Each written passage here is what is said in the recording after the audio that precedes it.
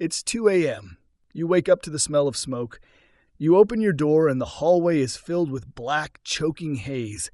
The stairwell is your only way down, and it's on fire. You are trapped above the flames on the 22nd floor of a burning building. This isn't a scenario firefighters hope you never face. It's one they train for constantly because it happens more often than you'd think. Today, you'll learn exactly what to do in the next 10 minutes if this ever happens to you, because those 10 minutes are the ones that matter most.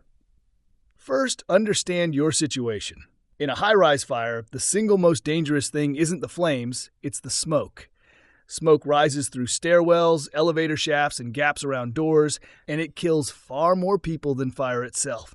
If you're above the fire floor, your instinct might be to run for the stairs. Don't. Not yet. Before you open any door, touch it. Use the back of your hand, starting at the bottom, then the middle, then the doorknob. If the door or knob is hot or smoke is seeping through the cracks, do not open it. Fire on the other side means opening that door could flood your space with flame and superheated air in seconds. If the door is cool and you don't see smoke, open it slowly, ready to slam it shut. If the hallway is clear, you may be able to use the stairwell, but check it floor by floor as you go because smoke conditions change fast in a stairwell. If the hallway or stairwell is compromised, your plan changes completely. You are now sheltering in place, and your goal is to make your unit as fire and smoke proof as possible until help arrives. Here's the sequence firefighters recommend. Step 1. Seal the door. Use wet towels, sheets, or clothing to block the gap under the door and around the frame. Wet material seals better and helps block smoke. Step 2. Seal any vents or air ducts in the room with tape, plastic, or more wet cloth. Smoke travels through HVAC systems just as easily as hallways. Step 3. Move to the room with a window to the outside, ideally one facing the street where firefighters can see you, not an interior courtyard. Step 4. Call emergency services immediately, even if you've already done this. Tell them your exact location, building address, floor number, and unit number. This is critical. Rescue teams prioritize based on reported locations, and this information can dramatically speed up your rescue. Once you're in your sheltered room, you need to be seen. Open the window if it's safe to do so. This also helps ventilate smoke that may seep in. But do not break it unless smoke is actively filling the room, because broken windows can create a draft that pulls smoke and fire toward you from elsewhere in the building.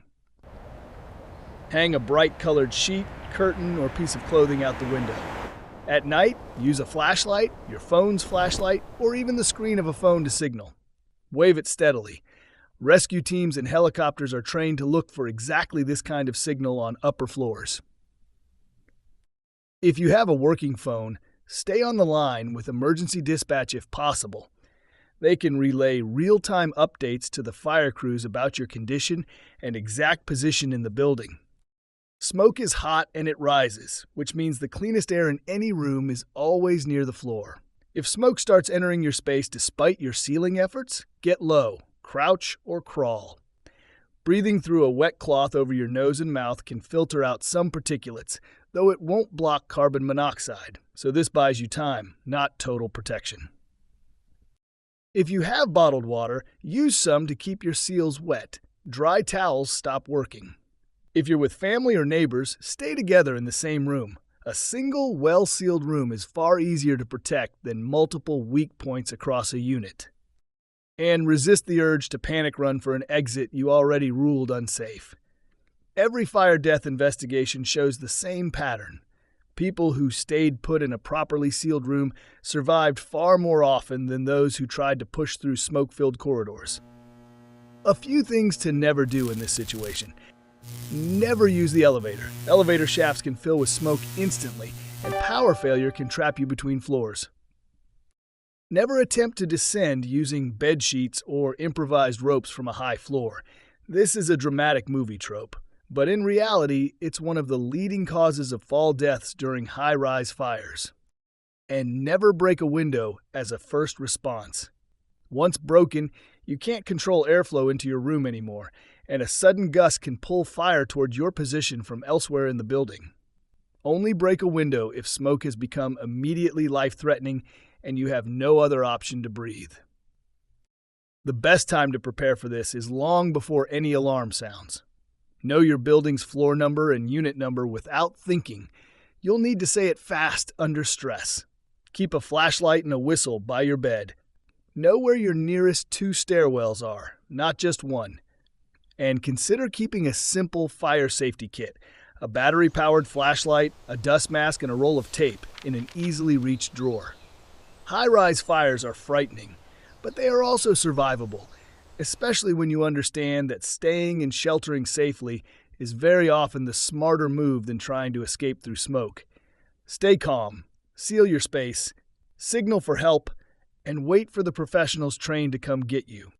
If you found this helpful, consider sharing it with someone who lives in an apartment or high-rise building. It might be the video that saves their life one day.